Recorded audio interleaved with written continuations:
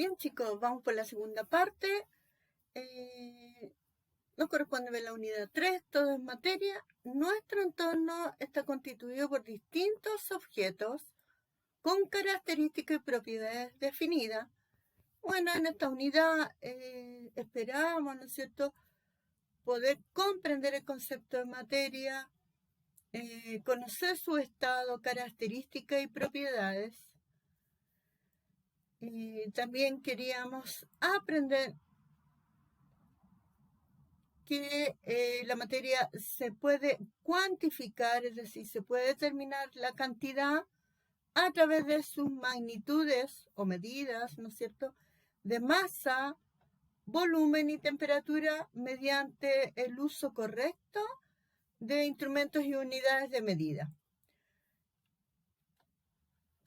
También nos interesaba revisar acá la noción de fuerza y esperábamos poder determinar distintos tipos de fuerza y identificar los efectos que provocan en la materia.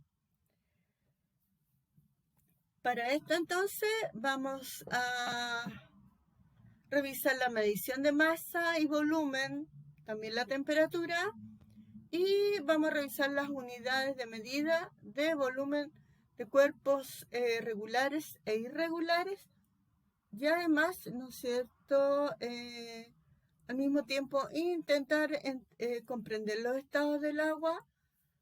Aquí lo tenemos, sólido, líquido y gaseoso y su característica. Vamos a ver el ciclo del agua en la naturaleza, pero lo vamos a asociar a otra unidad, viene más adelante. Y como les indicaba, ¿no es cierto?, me interesaba ver fuerza, ¿no es cierto?, que entendemos por fuerza y conocer algunas fuerzas, como la de roce, la fuerza magnética, la fuerza peso. Bien, ¿cuál de los siguientes instrumentos permite medir el volumen que posee una piedra? Aquí te dejo, ¿no es cierto? Podría ser una wincha de medir, una balanza, la probeta, y bueno, descartemos el termómetro al tiro, ¿no es cierto? Termo significa calor, metro, medida o longitud del calor. Así que esta la descartamos inmediatamente y quedamos con estas dudas. Bueno, revisemos qué hemos aprendido. Sabemos entonces que el agua es una de las sustancias básicas para todos los seres vivos, ¿no es cierto?, vitales. Y el agua es una de las sustancias que se encuentra en los tres estados físicos de la materia. Vapor de agua, ¿no es cierto?, como sólido, como hielo, y el agua líquida. Definiendo entonces lo que es materia y su estado, ya sabemos que la materia se encuentra en todos los objetos que hay en el espacio, en el universo, en el planeta, como tú quieras decirlo, y generalmente se encuentran en estos tres estados, sólido, líquido y gaseoso. Mi compañero también me dijo, pero señorita, ¿hay más estados físicos? Sí, hay más estados, pero otros estados como el plasma, ¿no es cierto?, que viene después del gaseoso, no lo vemos a simple vista. Y generalmente siempre hablamos de estos tres estados físicos. Aunque la mayor parte de los objetos que usas están fabricados con materiales sólidos, como la madera, el vidrio y los plásticos, la materia está formada por pequeñas partículas que están unidas entre sí por una fuerza de atracción y se encuentran en constante movimiento. Por lo tanto, en cada uno de los estados de la materia, la unión y el movimiento de las partículas son diferentes. Y acá nos encontramos con partículas que están muy ordenadas y la distancia que los separa es muy pequeña. Y dijimos que están en un constante movimiento que se denomina vibración. Estamos en el estado líquido, sus partículas están ordenadas, pero hay una distancia mayor que las separa y tienen la particularidad que yo las puedo vaciar de un recipiente a otro. Así que ellas rotan, se van rotando, ¿no es cierto? Se van moviendo como una pelotita y se pueden desplazar. Y tenemos las partículas gaseosas que están más desordenadas, que están más separadas, ¿no es cierto? Y pueden ocupar todo el espacio que tienen disponible. Pueden ocupar dentro del recipiente como fuera de él. Sabiendo esto, entonces, para poder entender el ciclo del agua y entender los cambios de estados, vamos a seguir y vamos a ver las unidades o las magnitudes. Sabemos entonces que la masa corresponde a una cantidad de materia que tiene un cuerpo. Todos los cuerpos tienen masa, incluso el aire, que no lo veo, ¿no es cierto? Pero también posee una masa.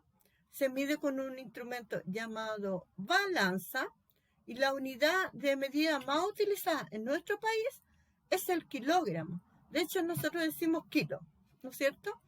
Cuyo símbolo es una kg y también se puede emplear el gramo cuyo símbolo es una G.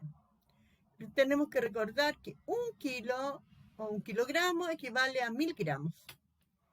Tenemos el volumen, que es el espacio que ocupa un cuerpo. Se puede medir con distintos instrumentos, una pipeta, en porciones de líquidos pequeños, porque podríamos hablar del gotario. El gotario es una pipeta, ¿ya? ¿Y quién no ha jugado con un gotario? Una wincha de medir, ya que la vamos a ver más adelante, o una probeta.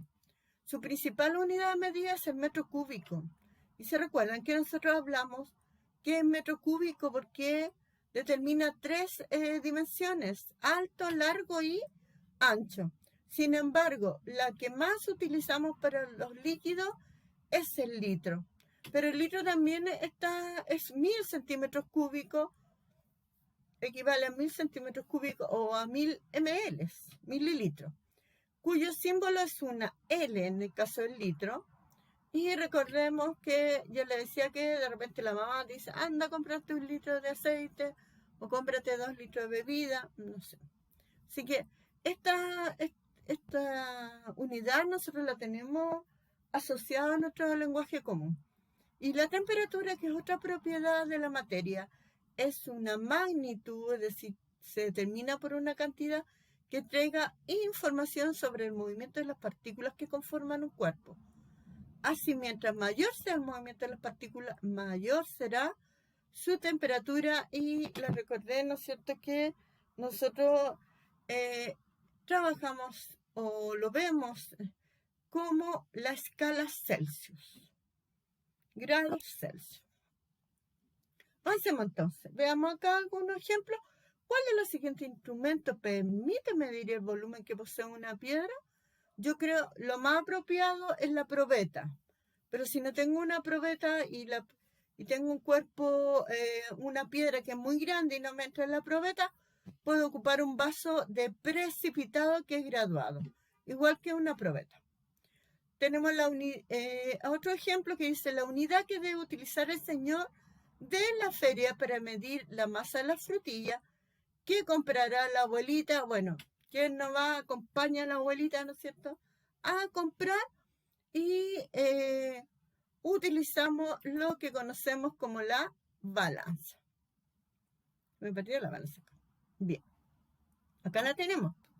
Aquí tenemos una balanza, ¿no es cierto? Y la abuelita pesa todo lo que, o masa toda la verdura que compra.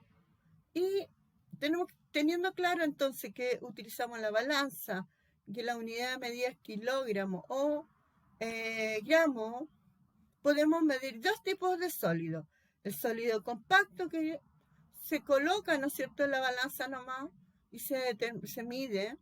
Y tenemos los sólidos no compactos, como el azúcar, la harina, que se pueden dispersar, ¿no es cierto? Siempre la tenemos que colocar en un envase. Y acá, ¿no es cierto?, para poder saber la masa neta de la harina, deberíamos descontar el envase que lo contiene. Para medir volúmenes, en este caso tenemos dos tipos de volumen. El volumen de un sólido irregular. ¿Se recuerda que esa era la primera pregunta? Y yo le dije, ¿cómo lo puedo medir? Como tiene una forma irregular, requerimos, ¿no es cierto?, poder utilizar, ¿no es cierto?, un instrumento que me permita graduar su volumen, ¿no es cierto?, a través del agua. Coloco un volumen inicial de agua e introduzco, como ustedes observan acá en la imagen, la bolita o la piedra, ¿no es cierto?, que tiene una forma indeterminada, y veo el volumen final. Obviamente que va a subir el volumen del agua porque ocupa el espacio, lo ocupa la piedra o lo ocupa la bolita. Por lo tanto, debo restar el volumen final del volumen inicial, y recuerden que dijimos que teníamos que ver a esta altura, ¿no es cierto?, el volumen. Y recordemos que si yo tengo un volumen inicial y después tengo un volumen final, debo restar, ¿no es cierto?, para poder determinar el espacio que ocupó esa piedra. ¿Por qué no usamos la wincha de medir? Porque para usar una wincha de medir yo requiero tener un sólido regular, es decir, que tenga un alto, un ancho y un largo. Y en el caso de un anillo, de una piedra, ¿no es cierto?, de una bolita, no existen estas tres dimensiones. Es imposible determinarla. Por eso requerimos usar, ¿no es cierto?, la probeta y el agua. No así en este caso, que yo puedo determinar el alto, el ancho y el largo, y por eso que hablamos de metro cúbico, porque o de centímetro cúbico, porque estamos determinando tres medidas, tres dimensiones. Metro por metro da metro al cuadrado, y el metro cuadrado por metro da el metro cúbico. Midiendo la temperatura es otra propiedad, ¿no es cierto? Ya dijimos que hay un movimiento de las partículas, y esto puede ser determinado a través de un termómetro, y en Chile utilizamos la escala Celsius, y se utiliza comúnmente el mercurio porque tiene la propiedad de estar en estado líquido a temperatura ambiental, y si le agregamos, ¿no es cierto?, calor a este termómetro, se va a dilatar. La columna de mercurio se dilata, ¿no es cierto?, aumenta su volumen, y de esa manera se determina la temperatura que pueda tener, ¿no es cierto?, un cuerpo. Recordemos que aquí también existe una temperatura, es baja, pero existe esa temperatura, ese movimiento de partículas. Recordemos que en los sólidos las partículas vibran, aunque nosotros no la veamos. Y bueno, sabemos, ¿no es cierto?, que en la actualidad existen los termómetros infrarrojos. No lo vamos a ver si hemos tenido que batallar todo este tiempo con el COVID. Y estos poseen la capacidad de medir la temperatura a varios metros de distancia sin entrar en contacto con los objetos, gracias a la radiación que emite. Esa es la característica que tiene calor, que se emite a través de ondas, ¿no es cierto?, o radiación. Y de esa forma se puede determinar.